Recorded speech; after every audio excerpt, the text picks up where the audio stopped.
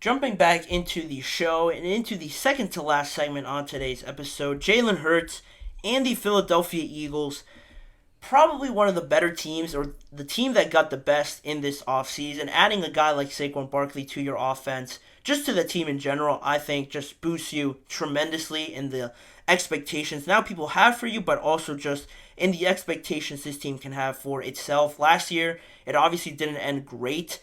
That loss to Tampa Bay down there in Tampa really left a bad taste in a lot of people's mouths. You move on from Jason Kelsey, or he moves on, he retires, and also Fletcher Cox retires as well. So you sort of turn a chapter here in this journey for the Philadelphia Eagles, and also the turnaround from the coordinators they also hired this offseason. We talked a little bit about both of them a couple of episodes ago, but I wanted to highlight their new offensive coordinator, Kellen Moore, here. They hired him this offseason to replace Brian Johnson, and some of their biggest issues you saw last year from a guy like Brian Johnson, you don't want to throw too much on him, too much of the blame on him, but at the same time, with a guy that's very young, a little inexperienced really to come in and handle the expectations that the Eagles have in themselves and in the seasons that they always do, to handle all those personalities and all the big name players they have on that offense. I think it's a tall task for a lot of people, but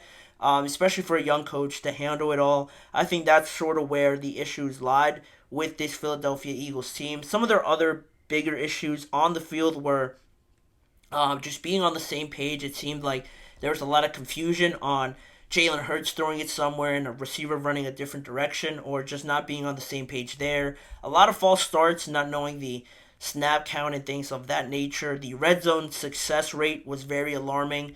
They'd always get there. They'd always have and build these great drives, but they just couldn't capitalize. And they'd always end up with 3 points instead of 7. And also the decision making from Jalen Hurts as well. He had a down year last year.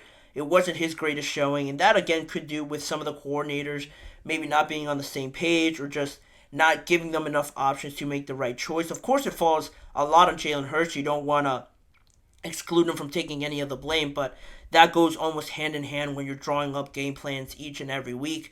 But now, Jalen Hurts talked about this new offense and how he's sort of learning this whole process through moving on from Shane Steichen over to Brian Johnson, and now you bring in another new guy in Kellen Moore.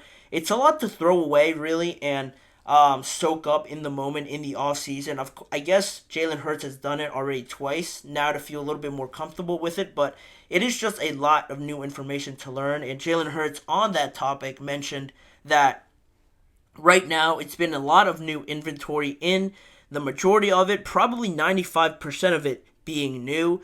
Again, in that situation, we are only in June. To talk about 95%, I don't think many other teams and many other quarterbacks really feel that they have it all down to about 50% of it being new.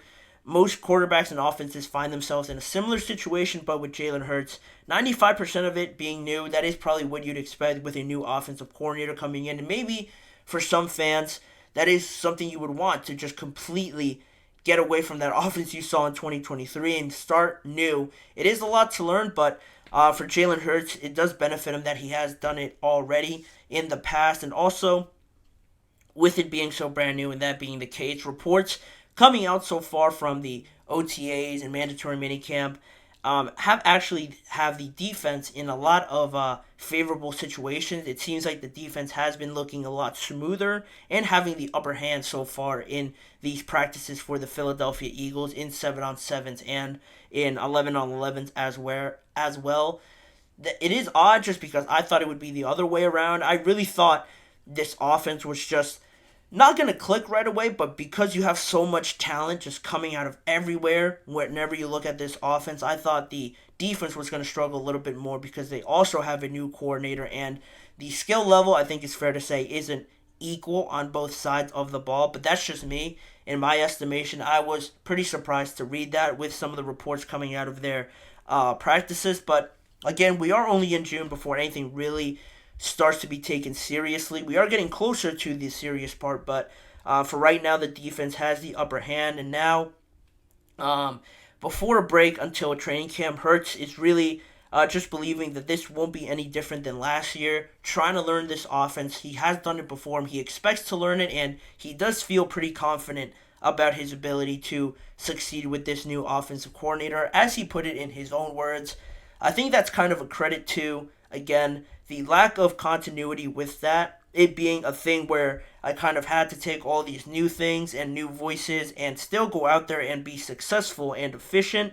I think that's exactly what's going to happen again this year. It's hard to argue with them, when a guy's done it one or twice already, to believe he can't do it again. It is just a little bit foolish, a little bit naive there, but it's certainly going to be a challenge not only with that new playbook, new offense, but trying to integrate Saquon Barkley, how he feels, the level of comfortability he feels in this offense and how they include him, because he's certainly a guy you want to use and want to get the most out of, but also using A.J. Brown, Devontae Smith, and Dallas Goedert as well. It really makes you think now, really question what do the Eagles really have as their biggest weakness, their biggest hurdle now to get over in this year, because in terms of team building and addressing all the positions that you needed to, I don't think anybody or not many teams did it as well as the Philadelphia Eagles. That is something that Howie Roseman is known for, not really dilly-dallying, not really messing around with anything too much. If he sees a problem, he'll address it, and that has played out very well to their benefit in trading for A.J. Brown, not being overly eager in the NFL draft, and still ending up with Quinyon Mitchell and Cooper DeJean addressing the cornerback situation as well.